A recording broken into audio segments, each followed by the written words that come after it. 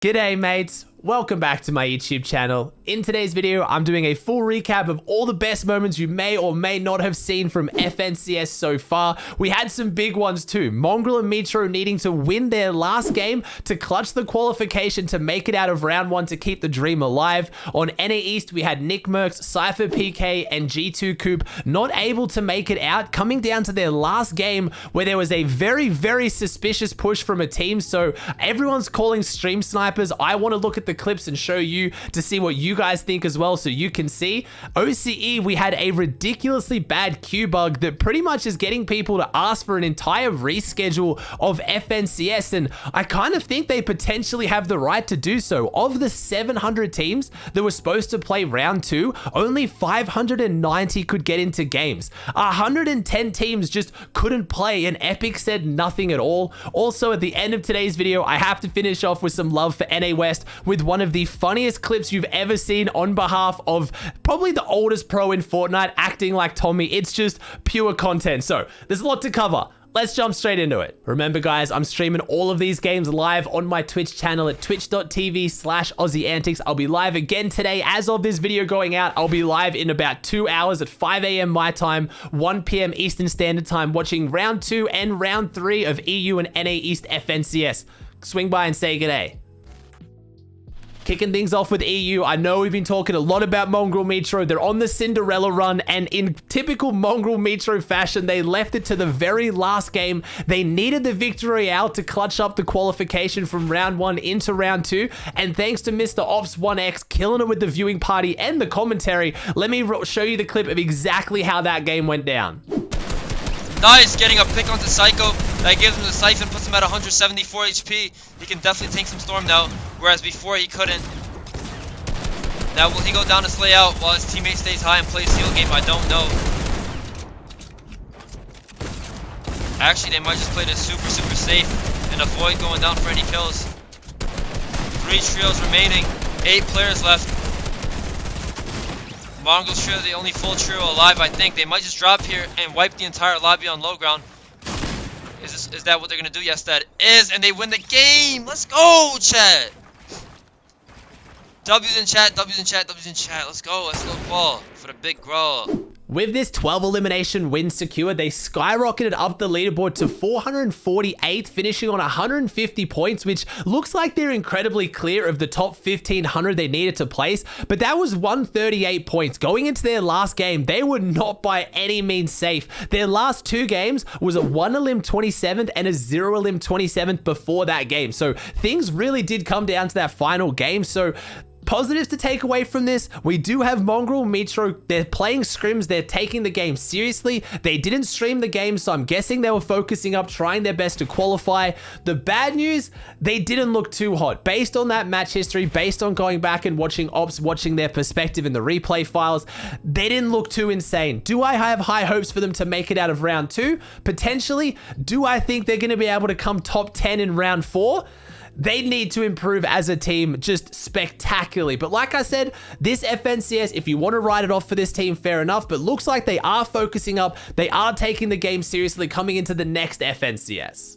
Now, moving on to another big name team that didn't make it out of round 1, they didn't get their Cinderella story, was G2 Coop, Nickmercs, and SypherPK. They got knocked out in round 1. It came down to the very last game with all eyes on them. Pretty much every streamer that I could see was watching them. I was watching them. Hundreds of thousands of viewers combined. They dropped Weather Station in their last game. They weren't contested. They saw Camp Cod was free. They rotated down towards Camp Cod to loot, and that's when a team pushed them outside of Storm, followed them all the way along the coastline to Slurpee, and then only then disengaged back to Misty. So I'm going to kind of let this run in the background. I'll show you what the map looks like and how this played out. I went into the replay files and got both perspectives. Now, in defense of this team, they did have a bounty on them, so you could think maybe they were trying to aggressively push them. It was about 15 minutes till lobbies closed, so a lot of people were playing their W key games, so just pushing kills was not that suspicious, but that's a very long time to chase a team team on no tags, just following them around the entire map when, as you can see,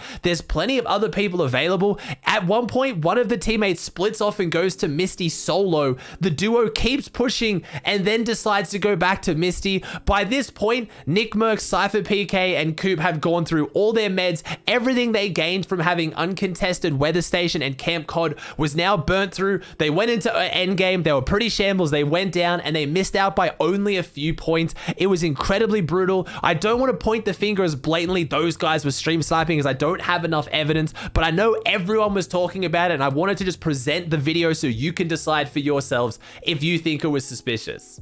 Whether you think they were stream sniped or not, it doesn't change the fact that Nickmercs, Coop, and SypherPK finished on 119 points in 1,731st. They needed top 1,500 to qualify. They ended up only being 4 points away. It ended up being 123, so super, super rough to see. If they just got a few more eliminations, got a few more placements, they were so insanely close. Do I think they were going to have the Cinderella story back to round 4, clutch up the consistency, make it through the heats? Probably not, but it was so rough to see them go down in such a shady manner in round 1. You could see they were all disappointed. Nickmercs took it pretty rough. I mean, he's obviously a competitive guy. He wants to place, but again, focusing on the positives, Nickmercs said on stream conclusively he is going to play the next FNCS. Even though he didn't have the performance he wanted this time around, he enjoyed playing. He's got that competitive spirit, so we're going to see him come back for the next FNCS, which again, silver lining, I'm super excited to see that. My man took a massive break from Fortnite, has come back, done insanely well, genuinely, even getting that far into round 1, their first week popping off. It's not as easy as people think, and if he puts the practice in coming into the next season, I have very high hopes they could easily make heats as a team, and either way, it was some phenomenally good content. To recap the rest of NA East, there was no major upsets. All the teams that needed to qualify did qualify. Zate's team, Cented's team, Dub's Mega's team, pretty much everyone that mattered made it through. Nick A30's team made it through, so things are looking really good for all those storylines and all those teams that I was following who need to have good weeks for consistency. They're all there. They're all popping off. There is no concerns. Unfortunately, it was only Nickmercs' team that didn't make it through. Moving on to OCE, and what it would be without a little bit of a test region treatment. I don't know how OCE always seems to bug. We have Middle East that goes before OCE in tournaments now, and still there's something always wrong. This time, 130 of the 700 teams in OCE were not able to queue into round 2 at all. They just could not play. I ended up getting this clip sent from one of my friends, one of my viewers, Knocknez. He was trying to play the games and it was just disabled for no reason. Apparently a lot of people saying it was due to their team not being eligible for some reason. It never prompted them to be able to play in the games, even though they came top 700 yesterday with the same team he's been playing with. No weirdness. He didn't skip. He didn't play with a new team. Of all the 130 teams, I tried to reach out to as many as I could, and I couldn't find any commonalities between why some people could queue and some people couldn't. All I know is that meant that their FNCS chances were just pretty much ruined. They're high up there on the consistency leaderboard, but now not being able to play round 2 at all, not being able to make it into round 3 or round 4,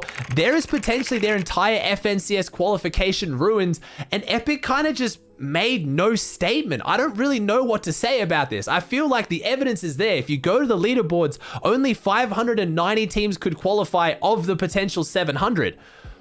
What's going on? Is it going to be rescheduled? Is it going to be cancelled? Is anything going to happen? Or are these teams just left out to dry? As far as following the storylines in OCE, again, it's the final week with all the good teams have already qualified, but we do have a few of our teams that have been, you know, not taking the round 4s as seriously. Repulse, Forbes, and Tyrax and managing to finish up round 3 on 236 points with just this match history. Their last game was a 31 elimination win. Just disgusting from them, showing how nuts this team is, as we all know they are. The only other really big storyline coming out of it was actually Fizz, Toggle, and Zwitty, the Middle East team that's playing on OCE on over 100 ping, who's made round 4 now all 3 weeks, managed to come 4th in round 3, so huge performance from them. Also, Squeaks, Zora, and Jarlan. Squeaks, if you guys don't know, was supposed to be playing with X2 twins. This final week is his last chance to qualify. He has to get top 10 in this week with his new team, Jarlan and Zora, and they came in 8th for round 3, so things are looking really solid for them, but pressure's on them to perform tomorrow. If they don't get top 10, they don't get to make it to heats. I wanted to make sure I finished off talking about all the different regions with what was one of the biggest highlights of the day for me, which is acting like Tommy, clutching up his second qualification into round 2 on NA West with one of the funniest end games I've ever seen. I'm just going to show you the clip and then I'm going to talk about it. Where are you guys? I'm trying to catch up. Bro, that's not your team. Right. Tommy, that's not your team. Where Tommy, are you that's guys? not your task. I'm on it. I'm on it. That's not your enemies, Tommy. Dude. Dude. You made it hard by Dude, I saw the aura, boss. Oh, dude. Tommy, what? That's just tough. What? Oh my god. His teammates Psycheto and Swayze managed to go on to clutch the qualification, and in very Tommy spirit, he didn't care that everyone was laughing at him. He didn't care that he just walked into an opponent's tarp and almost cost them the qual. There wasn't much else to talk about NA West. Everyone that should have qualified did qualify, but I wanted to make sure I at least showed the region a bit of love, and I thought that clip just summed it up perfectly. Before I end the video, I know a bunch of you guys are thinking, Aussie, why aren't you talking about the blog post we got today talking about next FNCS? Super exciting. I'm so happy we're getting a big heads up from Epic Games. I'm probably going to put that in tomorrow's video or the next one, but I didn't want to make today's video too long, and it doesn't matter too much when I talk about that one because it's really just giving us a heads up of what's happening in 6 weeks time. So don't worry, that'll be coming in the next few days. Don't think I've forgotten about it. I hope you enjoyed today's video though. If you did, please chuck a like on it. Let me know in the comment section down below if there was any other moment you thought was the best moment from the weekend. I'm giving it to Tommy, hands down. If you haven't already, please subscribe to the channel. It would mean the world to me. Thank you so much for watching, and I'll see you in the next one.